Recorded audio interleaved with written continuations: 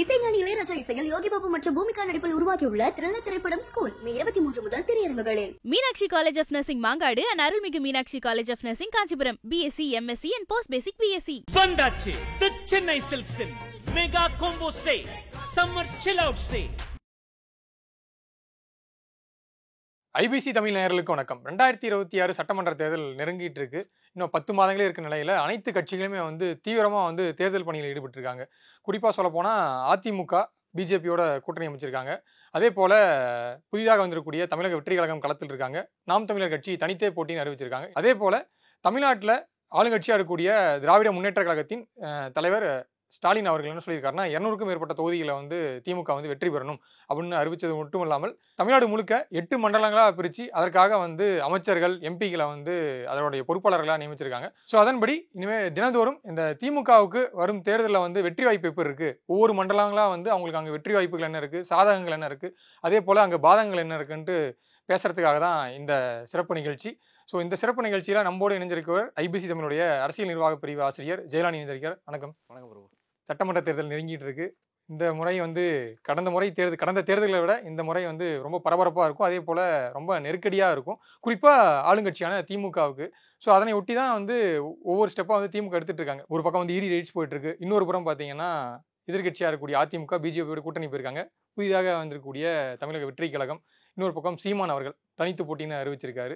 So திமுகவுக்கு எந்த மாதிரியான வெற்றி வாய்ப்புகள்லாம் வரும் தேர்தல் இருக்க போது, குறிப்பாக 8 மண்டலங்களாக பிரிச்சிருக்காங்க. ஒவ்வொரு மண்டலத்துக்கும் பொறுப்பாளர்கள் நியமிச்சிருக்காங்க.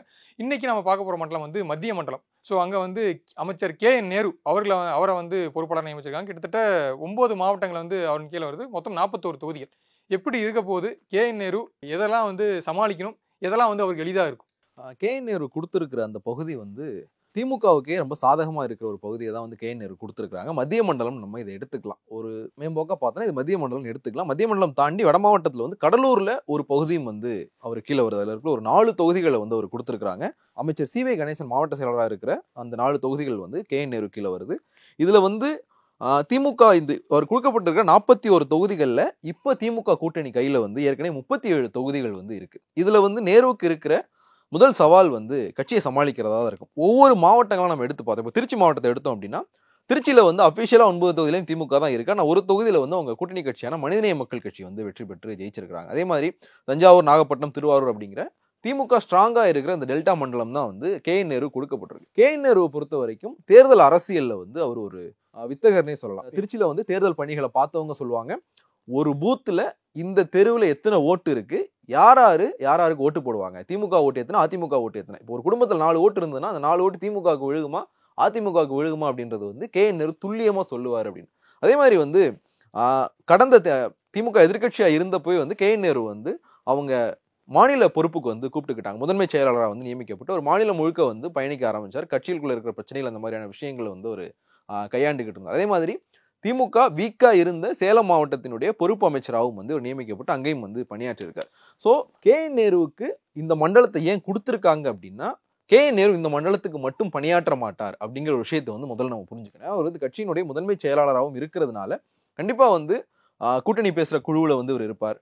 அதே மாதிரி தொகுதி பங்கீடு, கட்சிக்குள்ள யாராருக்கு தொகுதி ஒதுக்கீடு செய்யறது அப்படிங்கிற மாதிரியான அந்த விஷயங்கள்லையுமே KN நேரு இருப்பார். அப்படின்றதுனாலதான் கொஞ்சம் ஈஸியான இது ஒரு கொடுக்கப்பட்டிருக்கு. திருச்சி மண்டலம் மட்டும் இல்லாமல் திருச்சியை தாண்டி அண்டையில் இருக்கக்கூடிய டெல்டாவையும் கொடுத்துருக்காங்க. இவர் கொடுக்கப்பட்டதுக்கு ரீசன் என்னன்னா, நீங்க இதை தாண்டியும் வேற வேலை பார்க்கணும் அப்படிங்கறதான் கொடுக்கப்பட்டிருக்கு. திமுக இதை 1 இயருக்கு முன்னாடியே பண்ணிருக்காங்க. ஆக்சுவலா 2021 மண்டல பொறுப்பாளர்கள் போட்டாங்க. ஆனா அப்ப 8 மண்டலமா பிரிக்கல, 4-5 மண்டலங்கள் தான் அப்ப பிரிக்கப்பட்டிருந்தது. அது எப்போ போட்டாங்க அப்படின்னா, அவங்க மண்டல பொறுப்பாளர்கள் போட்டதுக்கும் வாக்குப்பதிவுக்கும் 1 மாசம் கூட கிடையாது. மார்ச் 15ஆம் தேதி மண்டல பொறுப்பாளர்களை போடுறாங்க. ஏப்ரல் 6ஆம் தேதி வாக்குப்பதிவு. அன்னைக்கு எப்படி பண்ணியிருந்தாங்கன்னா, எல்லாருமே எம்பிக்களா இருந்தாங்க. MP தயாநிதி மாறன், கனிமொழி, சண்முகம் அப்படின்னு சொல்லிட்டு எம்பிக்களா இருந்தவங்களை தான் மண்டல பொறுப்பாளர்களா போட்டிருந்தாங்க. ஏன்னா நீங்க மாநில அரசியல் இருக்க எல்லோருமே இன்னைக்கு வேட்பாளர்களா இருந்தாங்க. அவங்க தொகுதியை பார்க்க வேண்டியிருந்தது. ஆனா இன்னைக்கு இவங்க போட்டிருக்கிற இந்த 8 மண்டலங்கள்ல பாத்தீங்கன்னா 2 பேர் தான் எம்பிக்கள். ஆராசாவும் கனிமொழி மட்டும்தான் எம்பிக்கள். மற்ற எல்லாருமே செந்தில் பாலாஜி முன்னாள் அமைச்சர், மற்ற எல்லாருமே அமைச்சர்களா இப்ப இருக்கிறவங்க தான். ஸோ இவங்களுக்கு 1 இயர் டைம் இருக்கு, ஒரு பிரீத்திங் பீரியட் இருக்கு. அப்படிங்கும் போது அங்க இருக்கிற இவங்களுக்கு முதல்ல கொடுக்கப்பட்டிருக்கிற வேலை என்னன்னா, அங்க போய் ஒவ்வொரு மண்டலமா போய் ஒவ்வொரு மாவட்ட ரீதியா கட்சி மாவட்ட ரீதியா வந்து கூட்டத்தை ஆர்கனைஸ் பண்ணி கட்சிக்காரங்களுக்கு என்ன பிரச்சனை, அரசு வந்து என்ன பண்ண வேண்டியிருக்கு அப்படிங்கிற விஷயங்களை வந்து கேட்க சொல்லியிருக்கிறாங்க. KN நேரு வந்து புதுக்கோட்டை மாவட்டத்துக்கான கூட்டத்தை முடிச்சிருக்காரு. அதே மாதிரி கடலூர் மாவட்டத்துக்கான கூட்டத்தையும் வந்து ஒரு முடிச்சிருக்காரு. ஆரம்பிக்கிறதே வந்து இப்ப என்னென்ன குறைகள் இருக்கு, என்னெல்லாம் பண்ணி தரணும் அரசு, இதுல இருந்து வந்து ஆரம்பிக்கிறாங்க. ஆக்சுவலா 2024 மக்களவை தேர்தலுக்கு 2023 வந்து தொகுதி பார்வையாளர்கள் 234 தொகுதிக்கும் போட்டாங்க. 2026 மக்களவை சட்டப்பேரவை தேர்தலுக்கு வந்து 2024 அக்டோபர்லயே போட்டாங்க. ஏற்கனவே 234 தொகுதி பார்வையாளர்கள் இருக்காங்க. அது போக இப்ப மண்டல பொறுப்பாளர்கள்.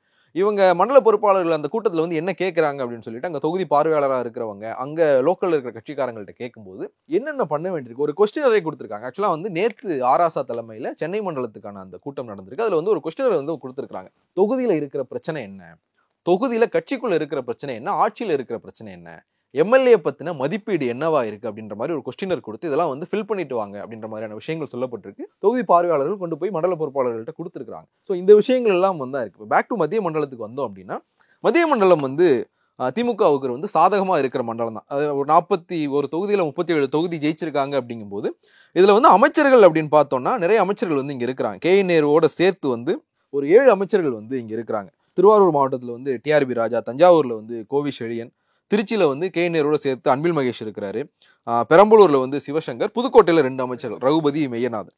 இதுல வந்து KN நேருவுக்கு இருக்கிற சிக்கல் வந்து இங்க அதிமுகவும் வந்து கொஞ்சம் வலுவா தான் இருக்கு. மத்திய மண்டலத்தை பொறுத்த வரைக்கும் திமுக வெற்றி பெறுது அப்படின்னாலும் அதிமுக டஃப் கொடுக்கிற மாதிரியான ஒரு பார்ட்டியா தான் வந்து இங்க இருப்பாங்க. ஒருவேளை வந்து டெல்டா சொல்றீங்களா? டெல்டா சொல்றேன். இப்போ பாமக ஒருவேளை அதிமுக கூட்டணிக்கு வருது அப்படின்னா இந்த பெரம்பலூர், அரியலூர், கடலூர் இந்த 3 மாவட்டங்கள்லயுமே வந்து ஒரு 8 தொகுதிகளில் வந்து ஒரு பெரிய சவாலை வந்து திமுக எதிர்கொள்ள வேண்டியிருக்கும். அது வந்து KN நேரு சந்திக்கிற ஒரு பெரிய சவாலா இருக்கும். இன்னொன்னு, இந்த 4 தொகுதி இருக்கு இல்லையா, 41 தொகுதி இப்ப இருக்கு.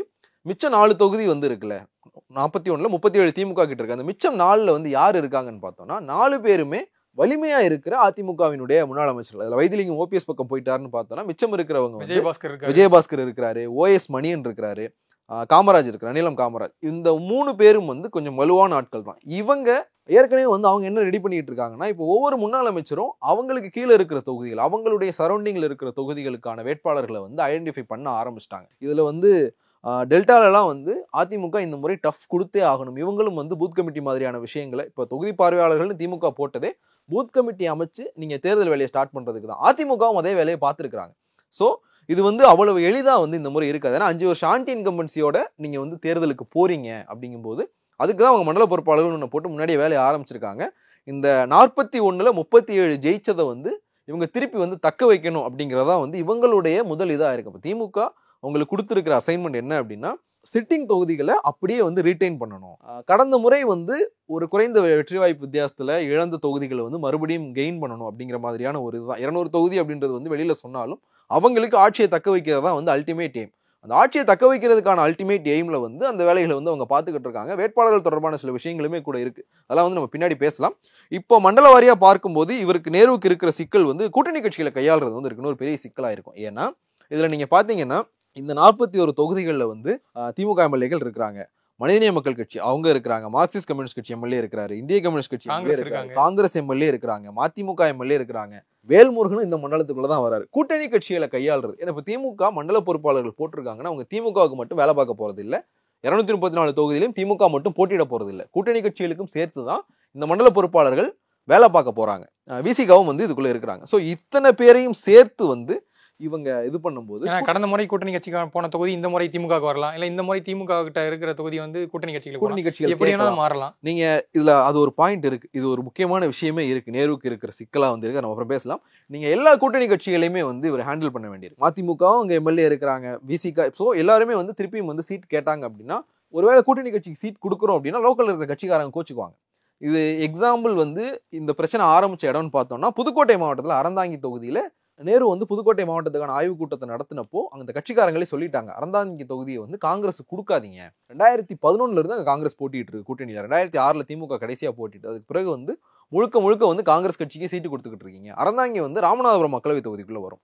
ராமநாதபுரம் மக்களவை தொகுதியும் கடைசி 2 முறை வந்து கூட்டணி கட்சியான இந்திய யூனியன் முஸ்லீம் லீக் ஒதுக்கப்பட்டிருக்கு. ஸோ நமக்கான வாய்ப்பே வந்து இப்போ அந்த தொகுதிக்கு, அந்த அறந்தாங்கி தொகுதியில இருக்கிற ஒரு திமுக காரன் என்ன நினைப்பான், நம்ம கட்சியில ஒரு ஆள் நிக்கணும் அப்படின்னு நினைக்கும் போது அவங்க எம்எல்ஏவுக்கும் சரி எம்பிக்கும் சரி ரெண்டுக்குமே வந்து திமுக காரங்க நிக்கல அப்படிங்கும்போது அது வந்து அவங்களுக்கு ஒரு பெரிய குறையா இருக்கு.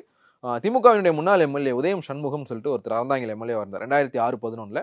2011 வந்து காங்கிரஸ் சீட்டு கொடுத்ததை கண்டிச்சு தேர்தல் பிரச்சாரம் நடந்துகிட்டு இருக்கும்போது அதிமுகவுக்கு போனார். அவர் இப்ப திருப்பி திமுகவுக்கு வந்துட்டார். 2024 மக்களவை தேர்தல் சமயத்துல வந்து அவர் சொன்னது, 2026 நீங்க அறந்தாங்கி தொகுதியை திமுகவே போட்டியிடலன்னா அறிவாலயத்தை முற்றுகையிட்டு நாங்க தற்கொலை போராட்டம் நடத்துவோம் அப்படின்னு சொல்லிட்டு செயல் வீரர்கள் கூட்டத்தில் அவர் பேசியிருந்தார். இந்த விஷயம் வந்து நேருவுக்கும் கடத்தப்பட்டிருக்கு. ஸோ இதை எப்படி நேரு ஹேண்டில் பண்ண போறாரு? நீங்க கூட்டணி கட்சி கொடுத்தீங்கன்னா கட்சிக்காரனை ஹேண்டில் பண்ணணும். கட்சியே நேரடியாக எடுத்து அந்த தொகுதியை போட்டியிடுது அப்படின்னா கூட்டணி கட்சி ஹேண்டில் பண்ணணும். ஏன்னா கடந்த முறை பார்த்தீங்கன்னா திருச்சியில் இருக்கிற 9 சட்டப்பேரவை தொகுதியில் வந்து 1 வந்து மனிதநேய மக்கள் கட்சிக்கு உதயசூரியன்ல கொடுக்குறாங்க. இன்னொன்று வந்து கிறிஸ்தவ நல்லெண்ண இயக்கத்தினுடைய இனிகோ இளையராஜுக்கு அவரும் உதயசூரியன் கொடுத்துருக்காங்க. லிட்ரலா 9 தொகுதிகளையும் உதயசூரியனே போட்டியிடுது. கூட்டணியே இல்லாம வந்து கடந்த முறை வந்து திருச்சி மாவட்டத்தை நேரு அவர் கைக்குள்ள வச்சிருந்தார். ஆனா இந்த முறை வந்து எப்படியும் வந்து கூட்டணி கட்சிகள் எல்லோருமே வந்து கேட்பாங்க, மனிதநேய மக்கள் கட்சியாவது அவங்களுடைய சிட்டிங் தொகுதியாவது கேட்க வாய்ப்பு இருக்கு. அப்படிங்கும்போது ஒவ்வொரு மாவட்டத்திலையும் வந்து இவங்க கூட்டணியை ஹேண்டில் பண்றது பெரிய சிக்கலா இருக்குன்னு தோணுது. ஸோ அதே போல கூடுதல் தகவல் என்ன வருதுன்னா, கடலூர் மாவட்டம் நீங்க சொன்னீங்க, அங்க இருக்கக்கூடிய பண்ருட்டி தொகுதி அதுவுமே வந்து அமைச்சர் கே நேரு அவர் கண்ட்ரோலில் தான் வருது. ஸோ அங்கே இருக்கக்கூடிய இப்போ சிட்டிங் எம்எல்ஏ தமிழக வாழ்வுரிமை கட்சி தலைவர் வேல்முருகன். ஸோ அவர் என்னதான் வந்து நடுவில் வந்து திமுக கூட கொஞ்சம் முரண்பட்டார், மறுபடியும் வந்து இணக்கமாக இருக்காரு. ஆனால் பண்ருட்டியில் இருக்கக்கூடிய உள்ளூர், நீங்கள் சொன்ன மாதிரி உள்ளூரில் இருக்கக்கூடிய திமுக நிர்வாகிகள் வந்து இந்த முறை வந்து இவர் வந்து நம்ம தலைமைக்கு எதிராக செயல்படுறாரு, ஸோ இந்த முறை கண்டிப்பாக வந்து பண்ருட்டி தொகுதி திமுக கிட்ட கொடுக்கணும் அப்படின்னு சொல்லிட்டு அவங்க ஒரு எதிர்பார்ப்பு. ஸோ இதையும் வந்து இப்போ கே நேரு சமாளிச்சு தான் ஆகணும். இல்லை, இப்போ வேல்முருகனை பொறுத்த வரைக்கும் திமுக கூட்டணியில் இருக்கிற ஒரு லாஸ்ட் பெஞ்ச் ஸ்டூடெண்ட். அவர் ஒரு கூட்டணி தலைமைக்கு வந்து நான் கட்டுப்பட மாட்டேன் அப்படின்ற மாதிரி சட்டப்பேரவைக்கு உள்ளேயும் வெளியேயும் பல தருணங்கள்ல திமுகவுக்கு எதிரான விஷயங்களை வந்து அவர் பேசிட்டும் இருக்கிறார். இப்போ கே நேரு வந்து கடலூர்ல வந்து அந்த 4 தொகுதிகளுக்கான ஆலோசனை கூட்டத்தை முடிச்சுட்டார். அங்கேயும் வந்து இந்த விஷயம் சொல்லப்பட்டிருக்கு. பண்ருட்டி தொகுதியில் இருக்கிற திமுக காரங்க வேல்முருகனுக்கு சீட் கொடுக்காதீங்க அப்படிங்கிற விஷயத்தை வந்து சொல்றாங்க. ஆனா மண்டல பொறுப்பாளர்களா இருந்தாலும் தொகுதி பார்வையாளர்களா இருந்தாலும் இவங்களுக்கு கொடுக்கப்பட்டிருக்கிற அதிகபட்ச அதிகாரம் என்னன்னா, நாங்கள் தலைமையிட்ட சொல்றோம் அப்படின்றது மட்டும்தான். ஏன்னா தொகுதி பார்வையாளர்களா இவங்க மக்களவை தேர்தலில் போனப்பவே பல தொகுதிகளில் வந்து சொல்லப்பட்டது, கூட்டணி கொடுக்காதீங்க. சிவகங்கையெல்லாம் வந்து நேம் டிரா பண்ணி கார்த்தி சிதம்பரத்துக்கு சீட்டு கொடுத்தா நாங்கள் வேலை பார்க்க மாட்டோம்னு சொல்லிட்டு திமுகவினர் சொன்னதாலாம் வந்து தகவல்கள் வந்தது. ஆனால் கார்த்தி சிதம்பரத்துக்கு தான் மறுபடியும் சீட்டு கொடுக்கப்பட்டது. திமுக காரங்க தான் வேலை பார்த்து வந்து அவரை மறுபடியும் வந்து வெற்றி பெற வச்சிருக்கிறாங்க. ஸோ இந்த விஷயங்கள் வந்து வரதான் செய்யும். கூட்டணி கொடுக்காதீங்க, கூட்டணி கொடுத்துக்கிட்டே இருக்கிறீங்க அப்படிங்கிற மாதிரியான விஷயங்கள் தொடர்ச்சியாக பேசப்பட்டுக்கிட்டே இருக்கும். அதை கே நேரு என்ன சொல்றாரு, நான் தலைமையிட்ட சொல்றேன்ப்பா அப்படின்னாரு. அவர் மைக் பிரஸ் மீட்லயுமே அதான் சொல்றாரு, என்கிட்ட நிறைய விஷயங்கள் சொல்லியிருக்கிறாங்க, நான் தலைமை கிட்ட சொல்றேன். இப்போ வேட்பாளர் யாருன்ற விஷயம், தொகுதி யாருக்கு ஒதுக்கப்பட்டதுன்றதெல்லாம் வந்து தலைமை கிட்ட தான் வந்து நாங்கள் சொல்ற மாதிரி இருக்கும் அப்படிங்கிற விஷயத்தை தான் வந்து அவங்க சொல்லிட்டு போவாங்க. இதெல்லாம் வந்து தாண்டி இவங்க இப்போ அமைச்சர்களா இருக்கிறதுனால கே நேரு வந்து கடலூர் கூட்டத்தில் வந்து பேசினதா ஒரு செய்தி வந்தது. நீங்க நிறைய பேர் வந்து மக்களுக்கான விஷயங்களை சொல்லியிருக்கிறீங்க, கட்சிக்குள்ள பிரச்சனைன்றதை சொல்லுவீங்க, நான் எதிர்பார்த்து வந்தேன். நீங்க என்னென்ன பண்ணணும், இப்போ என் ஊர் இதுன்னா என் ஊருக்கு வந்து ஒரு லைப்ரரி தேவைப்படுது, இங்கே ஒரு பஸ் ஸ்டாப் தேவைப்படுது அப்படின்னு ஒரு திட்டங்களா வந்து நீங்க கேட்குறீங்க. இதெல்லாம் வந்து நம்ம பண்ணி கொடுப்போம் அப்படிங்கிற மாதிரியான விஷயங்களை உடனடியா இந்த 10 மாசத்துக்குள்ள என்ன வேலைகளை பண்ணி கொடுக்க முடியுமோ அந்த மாதிரியான விஷயங்கள்லையும் வந்து இவங்க கவனம் செலுத்த தொடங்கி இருக்கிறாங்க. இது கட்சிக்கான பொறுப்பாளர்கள் அப்படிங்கிறத தாண்டி ஆட்சி ரீதியா மக்களுக்கு என்ன செய்ய முடியும் அப்படிங்கிற விஷயமும் சேர்த்து தான் இதுல பார்க்கப்பட்டு. ஸோ அதை தாண்டி இப்போ கமிங் பேக் டு திருச்சியில் வந்து என்னதான் வந்து திமுகவுடைய அது ஸ்ட்ராங்கான கோட்டையாக இருந்தாலும் சமீப காலத்தில் வந்து நிறைய செய்திகளை நம்ம வெளிப்பட்டது வந்து உட்கட்சி பூசல். அங்கே இருக்கக்கூடிய சிட்டிங் எம்எல்ஏஸே வந்து அமைச்சர்களுக்கும் அவங்களுக்கும் வந்து ஒரு தனி இது என்ன ஒரு கோல்டு வார் போயிட்டு இருக்கு அப்படின்னு சொல்லி கேள்விப்பட்டோம். இப்போ ரீசெண்டாக திருச்சி கிழக்கு தொகுதி எம்எல்ஏ இனிகோ இளையராஜா அவர்கள் வந்து ஒரு ப்ரெஸ் மீட் வச்சு அனௌன்ஸ் பண்ணியிருந்தாரு, இந்த ஆட்சியில் ஒரு கிறித்துவ சிறுபான்மையினருக்கு வந்து ஒரு உரிய அங்கீகாரம் கிடைக்கல, நாங்கள் தொடர்ச்சியாக வந்து அதுக்கு தான் போராடிட்டு இருக்கோம், அது குறிப்பாக அதிகாரிகள் வந்து எங்களை வந்து மதிக்கவே மாட்டாங்க அப்படின்னு ஒரு குற்றச்சாட்டை வந்து முன் வச்சிருந்தாரு. ஸோ இந்த மாதிரியான மக்கள் பிரச்சனைகளை தாண்டி உட்கட்சி பிரச்சனைகள், கூட்டணி கட்சி பிரச்சனையை தாண்டி உட்கட்சி பிரச்சனையை வந்து எப்படி சமாளிக்க போறாங்க? ஸோ அது வந்து திமுகவுக்கு சாதகமாக இருக்குமா இல்லை எந்த அளவுக்கு பாதகமாக இருக்குமா? இல்லை, ஒரு உட்கட்சி பிரச்சனை எல்லா தேர்தலையும் இருக்க தான் செய்யும். கே நேருவை பொறுத்த வரைக்கும் ஒரு காலகட்டத்தில் வந்து திருச்சியில் திமுகனா நேரு தான் அப்படிங்கிற மாதிரியான ஒரு விஷயம் இருந்தது. அது கொஞ்சம் கொஞ்சமாக வந்து நகர்ந்து வேற இடத்துக்கு போயிருச்சு. கே நேருவை திருச்சியை விட்டு நகர்த்தி இவங்க வந்து மாநில பொறுப்புக்கு கொண்டு வந்ததுல இருந்தே வந்து இந்த விஷயம் நடக்குது. பல எம்எல்ஏக்கள் வந்து வெளிப்படையாக கே நேரு மேலே குற்றம் சாட்டின விஷயத்தையுமே வந்து பார்க்க முடிஞ்சது. லால்குடி எம்எல்ஏ சவுந்தரபாண்டியன் நினைக்கிறேன் ஒரு விஷயம் வந்து பேசியிருந்தார். அது ஆக்சுவலாக லால்குடி தான் நேருடைய சொந்த தொகுதி. அவருக்கு அடுத்த முறை சீட் கிடைக்குமா அப்படின்றதெல்லாம் வந்து ஒரு டவுட் இருக்கு. நீங்க நேரு கட்சியில அவரை வந்து அவர் தான் வந்து அப்பர் ஹேண்ட் அப்படின்னா சௌந்தரபாண்டியனுக்கு சீட் கிடைக்காம இருக்கும் வாய்ப்பு இருக்கு, இல்ல 2 பேரும் சமாதானமா போங்க அப்படிங்கிற ஒரு டோனையும் வந்து தலைமை எடுக்கிறதுக்கான வாய்ப்பு இருக்கு. இந்த உட்கட்சி பூசல்களையும் வந்து இப்போ ஒரு இடத்துக்கு வந்து ஒருத்தர் பொறுப்பாளராக அனுப்புனாங்கன்னா அவர் வந்து எல்லாத்தையும் வந்து கடந்த ஒரு ஆளா இருப்பார். இப்ப சேலத்துக்கு வந்து நேருவை பொறுப்பாளராக அனுப்புனாங்கன்னா அங்க இருக்கிற ஒருத்தருக்கு, இப்ப அங்க 2 கோஷ்டி இருக்காங்கன்னா அந்த 2 கோஷ்டிக்குமே வந்து இவர் பொதுவான ஆளா இருப்பார். ஆனா திருச்சியில வந்து அப்படி கிடையாது. இவரே வந்து ஒரு கோஷ்டியா இருக்கிறார். அப்படிங்கும்போது திருச்சியில வந்து இது கண்டிப்பா திமுகவுக்கு ஒரு பின்னடைவை கொடுக்கறதுக்கான வாய்ப்பு வந்து நிறையவே இருக்கு. ஸோ அதை தாண்டி டெல்டா மாவட்டங்கள், ஸோ இப்போ புதிதாக வந்து கட்சி ஆரம்பிச்சிருக்கக்கூடிய தமிழக வெற்றி கழகம் அதோட கட்சி தலைவர் விஜய் அவர்கள் டெல்டாவில் போட்டியதுக்கான வாய்ப்புகள் இருக்கு. ஸோ இது வந்து திமுகவுக்கு இன்னொரு கூடுதல் நெருக்கடியா இருக்குன்னு சொல்றாங்க. ஸோ அதை பத்தி ஆக்சுவலா நேருவுக்கு வந்து விஜயினுடைய ரேடார்ல இருக்கிற 2 தொகுதிகள் வந்து நேரு பொறுப்புல வருது. ஒன்று நாகப்பட்டினம். ஏன்னா விஜய் வந்து நீங்க விஜயினுடைய சினிமா பயணத்தை எடுத்து பார்த்தீங்க அப்படின்னா ஒரு 2010 இருந்தே மீனவர்களோட வந்து அவர் தன்னை அதிகமாக அசோசியேட் பண்ணிக்கிட்டார். ஆன் ஸ்க்ரீன்லையும் சரி ஆஃப் ஸ்க்ரீன்லையும் சரி. தன்னுடைய 50வது படத்தில் தான் மீனவனாக தான் நடிக்கணும் அப்படின்ற மாதிரியான ஒரு எக்ஸ்ட்ரீமுக்கு போனதாக இருக்கட்டும், சர்க்கார் படத்தில் வந்து நான் மீனவன் வசனம் பேசினதாக இருக்கட்டும், அவர் மீனவர் சமூகத்து பின்னணியிலிருந்து வந்தவர் அப்படின்றதுனாலே வந்து அவர் தன்னை மீனவர்களோட வந்து அதிகமாக அசோசியேட் பண்ணிக்கிட்டார். விஜய்க்கு இப்போ பார்க்கப்பட்டிருக்கிட்டு இருக்கிற, விஜய் போட்டியிடுறதுக்காக பார்க்கப்படுற தொகுதிகள் எல்லாமே வந்து மீனவ வாக்குகள் அதிகமாக இருக்கிற தொகுதிகளாக தான் வந்து அவங்க பார்த்துக்கிட்டு இருக்காங்க. அது மீறி தான் ஒரு சில தொகுதிகள் வருது. அதில் முக்கியமான தொகுதியாக வந்து நாகப்பட்டினம் தொகுதி, அது இதில் தான் வருது. விஜய் நாகப்பட்டினத்தில் போட்டியிடுறதுக்கு வந்து நிறைய வாய்ப்புகள் இருக்குது அப்படிங்கிற ஒரு விஷயம் இருக்குது. ஒருவேளை வந்து விஜய் நாகப்பட்டினத்தில் போட்டியிடுறாரு அப்படின்னா எப்போவுமே வந்து ஒரு தலைவர் தலைநகரத்தை விட்டு ஒரு இடத்துக்கு போய் போட்டிடுறாங்கன்னு வைங்களேன், அது வந்து அந்த வட்டாரம் முழுக்க வந்து ஒரு பாதிப்பை ஏற்படுத்தும். இப்போ ஸ்டாலினே உதாரணத்துக்கு திருவாரூரில் போய் போட்டிட்டார் அப்படின்னா அது ஒட்டுமொத்த டெல்டாவுக்குமே வந்து டெல்டாவில் இருக்கிற கட்சிக்காரங்களை கொஞ்சம் உற்சாகமா வந்து வேலை பார்க்க வைக்கிற மாதிரி தலைவர் இங்க வந்து போட்டிடுறாரு. அப்படிங்கும்போது அது அந்த பாதிப்பு வந்து சுற்றி இருக்கிற நிறைய தொகுதிகளுக்கு வந்து இருக்கும். ஒருவேளை விஜய் நாகப்பட்டினத்துல போய் போட்டியிட்டார் அப்படின்னா அது இந்த மண்டலம் முழுக்க வந்து அதனுடைய தாக்கம் வந்து உணரப்படுறதுக்கான வாய்ப்புகள் நிறையவே இருக்கு. ஸோ அது ஒன்று இருக்கு. நான் இன்னொரு தொகுதி சொன்னது வந்து விருதாச்சலம். இது கடலூர்ல வந்த 4 தொகுதியில தான் வந்து விருதாச்சலமும் வந்து நேரு கீழே தான் வருது. ஏன்னா விஜயினுடைய அரசியல் எங்க எமர்ஜ் ஆகுது அப்படின்னா, எங்க இருந்து விஜயகாந்த் எமர்ஜ் ஆகி வந்தாரோ பாமகவினுடைய வாக்கு சதவீதத்தை, பாமகவினுடைய வாக்குகளை பெருமளவுல சேதம் உண்டாக்கி தான் வந்து விஜயகாந்த் வந்து எமர்ஜ் ஆனார். அதே இடத்துல இருந்து தான் விஜயும் எமர்ஜ் ஆகிறார் அப்படிங்கிறதான் களத்துல இருந்து நமக்கு கிடைக்கிற வந்து தகவலா இருக்கு. நானே வந்து அங்க வட மாவட்டங்களில் பயணிச்சப்போ ஆண்டிமடம், ஜெயங்கொண்டம் மாதிரியான பகுதிகளில் வந்து தாவேகாவினுடைய கிளை, அது வந்து கொடியெல்லாம் அறிமுகப்படுத்துறதுக்கு முந்தைய காலகட்டம் கிளைகள் வந்து எல்லா ஊர்லேயும் வந்து போர்டு இருந்ததை பார்க்க முடியும். அதுக்கு பிறகு அங்க இருக்கிற செய்தியாளர்கள்கிட்ட பேசும்போதே கூட சொன்னாங்க எல்லா ஊர்லயுமே வந்து விஜய்க்கு கிளை இருக்கு. நடத்துறதுமே வந்து அது ஒரு காரணம். இதை வந்து நிறைய பேர் மறுத்தாங்க. பாமக எம்எல்ஏ சிவகுமார் கூட நம்ம இன்டர்வியூல வந்து மறுத்திருந்தார். ஆனா அவருமே வந்து போனாங்க அப்படின்றது வந்து சொல்லதான் செஞ்சார். வன்னியர்கள் வந்து கம்மியா போனாங்க, ஆனா எங்க பகுதியில இருந்து அதிகமா போனாங்க அப்படின்னா. ஸோ பாமகவினுடைய வாக்கு சதவீதத்தை தேய்ச்சி தான் விஜயும் வந்து எமர்ஜ் ஆவார் அப்படிங்கிறத இப்போ இருக்கிற எதிர்பார்ப்பா இருக்கு. அந்த இடத்துல வந்து ஒரு விருதாச்சலத்துல போட்டியிட வாய்ப்பும் இருக்கு. ஸோ நேருவுக்கு இருக்கிற சிக்கல்கள்ல விஜயும் வந்து ஒரு சிக்கலா மாறுவார். நேரு வந்து 1989 வந்து ஒரு முதல் முறை எம்எல்ஏ ஆனப்போய் வந்து அமைச்சராகவும் ஆக்க போறார். அவரும் பொன்முடியும் வந்து ஒரே நேரத்தில் அரசியல் களத்துக்குள்ள வந்தவங்க. இப்போ சமீபத்தில் 2 பேத்துக்குமே ஒரே நேரத்தில் பிரச்சனை வந்தது. பொன்முடி அவர் அமைச்சர் பதவி போயிருச்சு, இவருக்கு வந்து அமலாக்கத்துறை சோதனையினால பிரச்சனை வந்தது. அப்பவுமே வந்து கட்சி பெருசா இவரை பேக் பண்ணல அப்படிங்கிற மாதிரியான விஷயங்களுமே வந்து பேசப்பட்டது. ஸோ நேருவுக்கு வந்து இது கிட்டத்தட்ட ஒரு கடைசி வாய்ப்பா கூட இருக்கலாம். ஸோ இந்த வாய்ப்புல அவர் தன்னை எப்படி ப்ரூவ் பண்றாரு அப்படிங்கிறத பொறுத்து தான் அவர் மகனுடைய அரசியல் எதிர்காலம் வந்து திமுகவுக்குள்ள எப்படியா இருக்கும் அப்படின்றது வந்து இருக்கு. ஏன்னா நேரு வந்து தன்னுடைய அரசியல் வாரிசு அவருடைய மகனை வந்து அடையாளம் காட்டிட்டார். பெரம்பலூர் தொகுதி எம்எல்ஏவா இருக்கிற அருண் நேரு வந்து அடையாளம் காட்டிட்டார். ஸோ நேரு இந்த தேர்தலை எப்படி பண்ண போறாரு? இந்த 41 தொகுதிகளில் 37 சிட்டிங் தொகுதி இருக்கு. விஜயினுடைய சவாலை இது பண்ணி பாமக இங்கே உள்ள வந்து அதையும் வந்து சமாளிச்சு இவர் எப்படி பண்ண போறாரு அப்படிங்கிறத பொறுத்து தான் அருண் நேருவினுடைய அரசியல் எதிர்காலம் அப்படிங்கிறது வந்து திமுகவுக்குள்ள இருக்கும்.